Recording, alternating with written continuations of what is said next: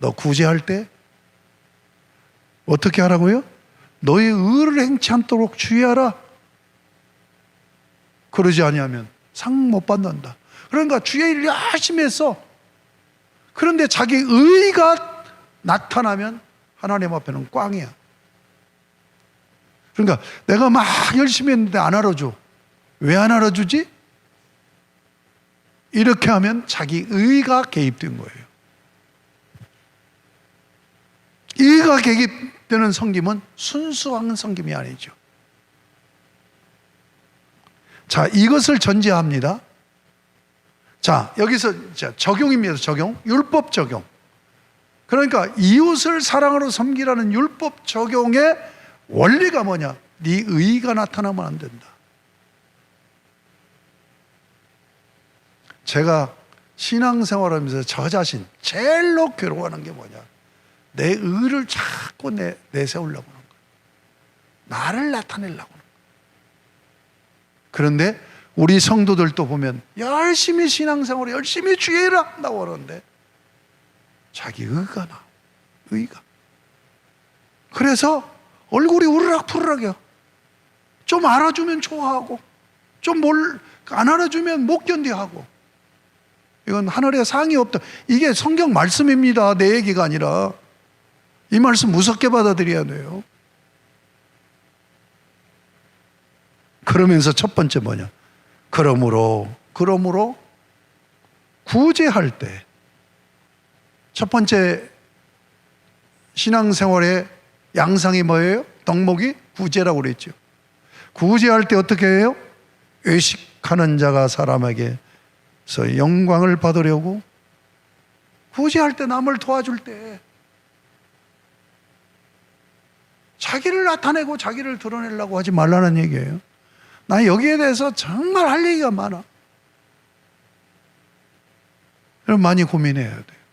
이거 숙제 내드립니다. 오늘 이 말씀으로 하나하나 내가 이웃하고 관계하면서 내 의를, 나를 드러내려고 했던 부분들이 얼마나 되는가, 몇 프로나 되는가. 자꾸 프로테이지를 낮춰야 돼. 낮춰야 돼. 예? 모든 인간관계에서 시끄러워지는 건 자기 의를 드러내려고 하는 것 때문에 그래요. 요것만 꺾어버리면 존경받아요. 요것만 꺾어버리면 공동체가 정말로 행복한 공동체가 돼요. 아시겠습니까? 여러분의 신앙 싸움은 이 싸움이에요. 이 싸움. 자기 의를 드러내는 게 뭐냐? 이게 뭐예요? 외식이란 말이에요. 외식하지 말라. 여러분, 그래서 5장 17절 제가 서론 얘기했잖아요. 서론에서 두 가지 얘기한다고 그랬죠. 20절 보세요. 내가 너희에게 이르노니 너희 의가 서기관과 바리새인보다 더 낫지 못하면 결코 천국에 들어가지 못하리라. 바리새인이 하나님을 제일로 잘 섬긴다는 보수파 교인들이었어요. 그런데 이들을 책망하는 거예요. 왜 책망해요? 외식한다고. 자, 성경 한번 돌아와 보십시다. 마태복음 23장 23장이에요. 22장이에요. 23장일 거예요. 자, 23장 13절부터 보세요. 화 있을진저 외식하는 서기관들과 바리새인들이요. 이것이 몇 번 나와요? 7번 나와요. 29절까지. 하나님을 잘 섬긴다는 이 바리새인들, 5장 17절에 지금 율법 선포의 서론에서 너희 의가 바리새인과 서기관과 같아서는 안 된다. 그래 놓고 23장 이게 종말론입니다. 종말론. 바리새인들을 화라고, 화 있을진저, 저주잖아요. 왜 저주해요? 외식한다. 그래 놓고 마지막에 33절에 뭐예요? 뱀들아, 독사의 새끼들아. 이건 굉장히 강한 욕입니다. 아니, 예수님 그 인격에서 이런 욕이 나온다고요? 그러나 여러분 조심하세요. 누구 한 사람을 지칭한 게 아니에요. 그 공동체를. 예수님은 한 번도 누구를 개인적으로 정죄한 적이 없습니다. 아시겠습니까? 왜 그런 줄 알아요? 긍휼의 주님이기 때문에. 그 공동체에게. 의식이 뭐라고요? 자기 의를 드러내는 거. 자, 기도 보십시다. 5절. 또 너희는 기도할 때 외식하는 자와 같이 하지 말라. 내가 기도한다고 막 가서 회당에서 유대인들은 폼 잡고 길거리에서 손 들고 기도한 거예요. 또 골방에 들어가 기도해. 왜 사람에게 보이려고 해? 자기 의를 내세우는 거예요. 이웃하고 관계를 하면서 이 의를 내세우는 것도 근데 하나님하고 관계를 하면서도 자기 의를 내세우는데 그 기도가 응답이 되겠습니까? 자, 16절 보세요. 금식할 때 너희는 외식하는 자들과 같이 슬픈 기색을 보이지 말라. 여러분, 지금 적용법입니다. 적용법. 시민법이에요. 시민법도 조항들로 나온 게 아니에요. 딱 한마디요. 외식하지 말아라. 외식하지 말라는 얘기는 뭐예요? 진정으로 사랑으로 섬기라는 거죠. 그런데 진정으로 사랑으로 섬기는 게 어디까지냐는 얘기예요. 자기를 드러내면 안 된다는 얘기예요. 그래서 구제할 때 어떻게 하라고요? 오른손이 하는 걸 왼손이 모르게 하라. 이걸 헌금 드리는 것에 적용을 해요? 아닙니다. 이게 우리 성도들이 자기들 마음대로 하는 거예요. 헌금은 특별한 경우가 아니고는 전부 유명으로 하는 거예요. 이름을 써서 드리면서 내가 이 헌금 드리는 내역을 올리는 거예요. 왜 그렇습니까? 하나님을 찬양하고 감사하는 거예요. 또 하나는 뭐예요? 교회 내 성도들에게 간증이 되는 거예요. 지금 구제할 때 주신 규례를 가지고 헌금에다가 적용하지 말란 말이에요.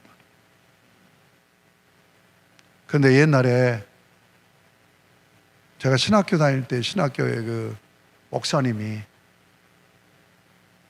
그 동아그룹 회장 딸이 사모님이야. 그런데 지금 40년 전 얘기죠. 30 한 7, 8년 전 얘기. 5천만 원을 헌금을 한 거예요. 자기 가족이니까 그렇지. 헌금 딱 들고 하나님 앞에 겸손하게 드리세요. 사람에게 나타내려고 하면 이건 날아갑니다. 헌금 가지고 장난치면 안 돼요. 나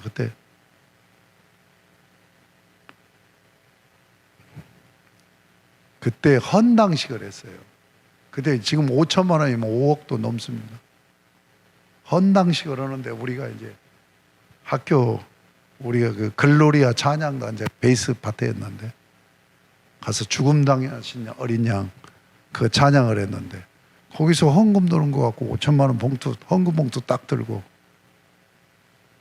헌금 갖고 교회 생활하면서 순수하게 하나님 앞에 드려.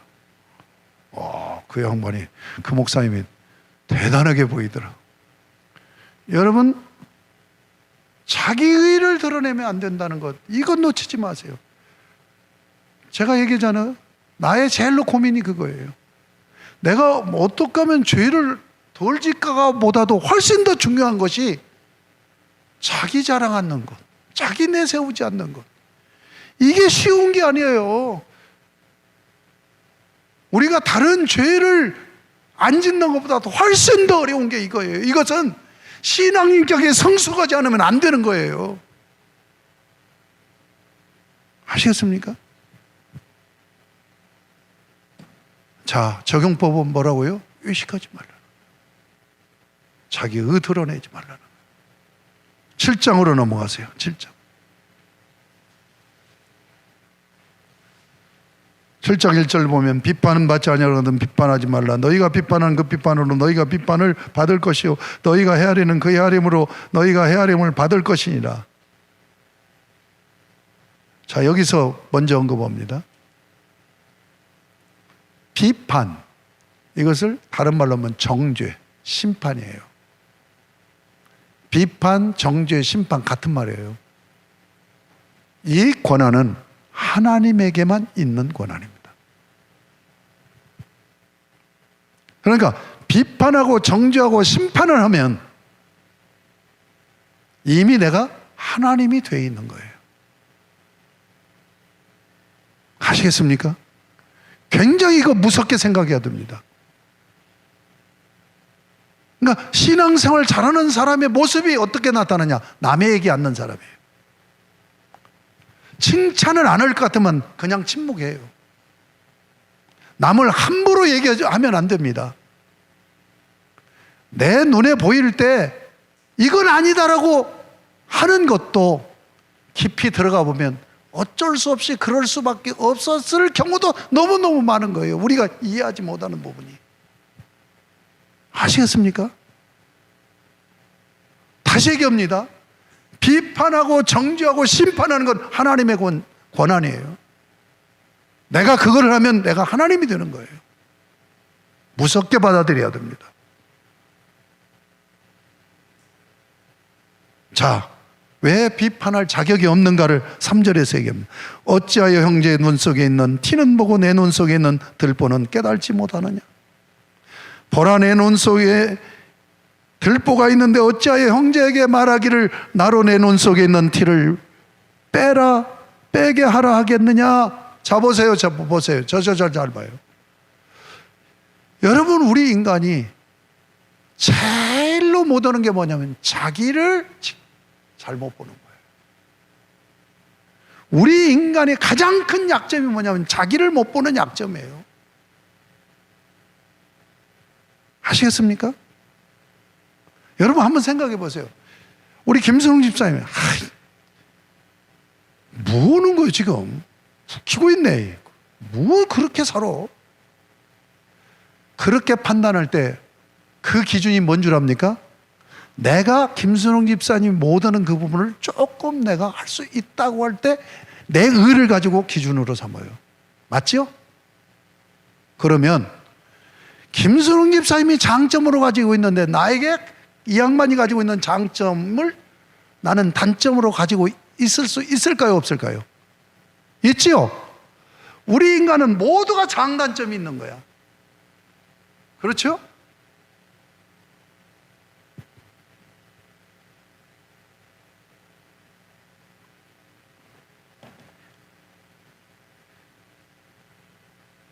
내가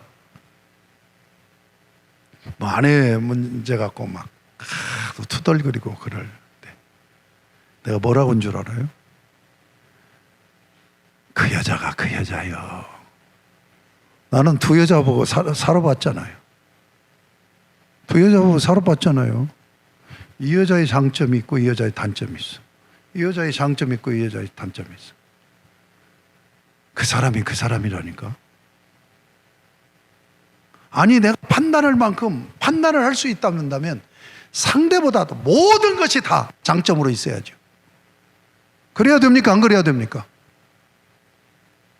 맞아요, 틀려요. 상대 장점으로 가지고 있는 거 내가 단점으로 가지고 있는 게 많이 있다니까?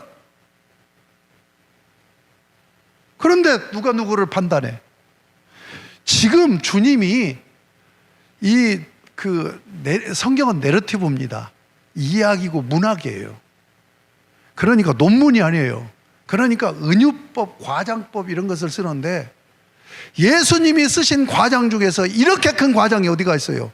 눈 속에 어디가 들보가 있어? 네 눈 속에 들보는 못 보면서 남의 눈에 티를 빼라고 하느냐? 이런 과장이 들보가 뭐예요? 전신주 아닙니까? 이렇게 주님이 크게 과장법을 쓰고 있단 말이에요. 그 얘기는 무슨 얘기예요? 우리 인간이 너무너무 자기를 모른다는 거예요. 자기를 모른다는 거예요, 이 왼수들.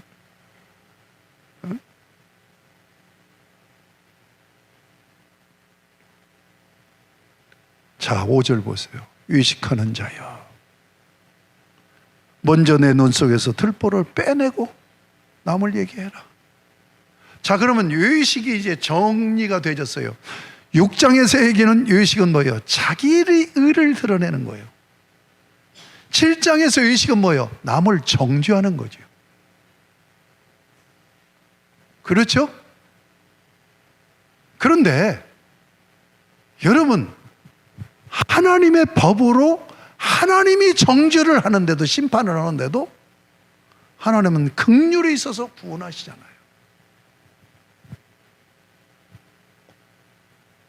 그런데 우리는 하나님의 법이 아니라 자기가 저 사람 보고 비교할 때 좀 낫다고는 그것을 의로 내세워서 상대를 정죄한단 말이에요.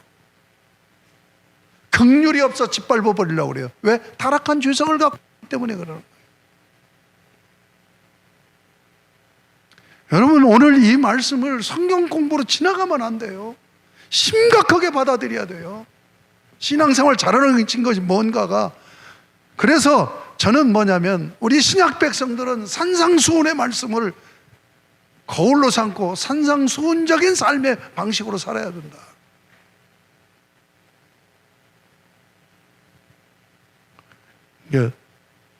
성질나면 싸우면서 상대에게 입 닥쳐 하지 말고, 내 입이 근질근질할 때 나를 향해서 입 닥쳐.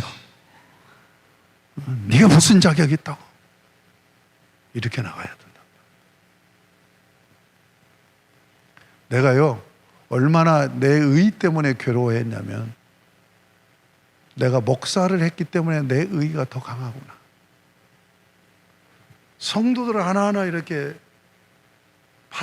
분별을 해야 되잖아요. 근데 분별을 하다 보니까 분별을 넘어서서 판단이 된 거예요.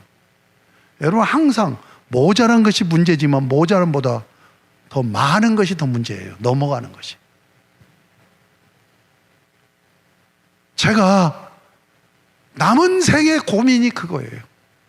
우리 성도들, 내가 마지막으로 목회 마감하면서까지 정말 우리 성도들에게 호소하고 또 선포하고 또 부탁하고 싶은 것이, 당신들 은혜 세우지 마. 의를 십자가에 못 박아버려야 된다. 의가 있으면 의식하게 되고, 의가 있으면 하나님 앞에서 진정한 감사가 안 돼요. 의가 있으면 진정한 회개도 안 돼요. 모든 문제의 근원이 되는 것이 뭐예요? 자기 의를 내세우는 의식이라는 것. 이거 잊지 마세요. 아시겠습니까? 이 시민법이에요. 그러니까 48절이 서론이라고 그러죠. 아버지의 온전하신, 하늘에 계신 너희 아버지의 온전하신 같이 너희도 온전하라. 그러면 온전하다는 게 뭡니까? 구체적으로 네 의 드러내지 말고 네 의를 갖고 남을 비판하지 말아라. 정죄하지 말아라. 자, 옆 사람에게 다짐 한번 해요. 입 닥치고 살겠습니다. 다짐해. 빨리 얼른 해. 진지하게.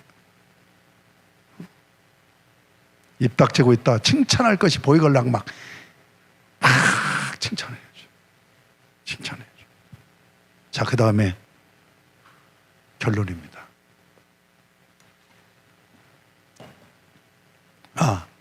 결론 들어가기 전에, 이거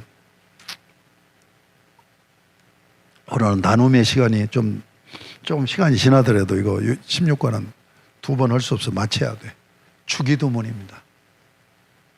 여기서 6장 9절부터 13절까지 나와 있는 두 번째 그 삶의 양식에서 기도에 의식하지 말라 하고 주님이 기도를 가르쳐 줘요. 그러므로 우리의 최고의 기도, 주기도문입니다. 주께서 가르쳐 주신 기도문이에요. 자, 이 기도문이 굉장히 중요합니다.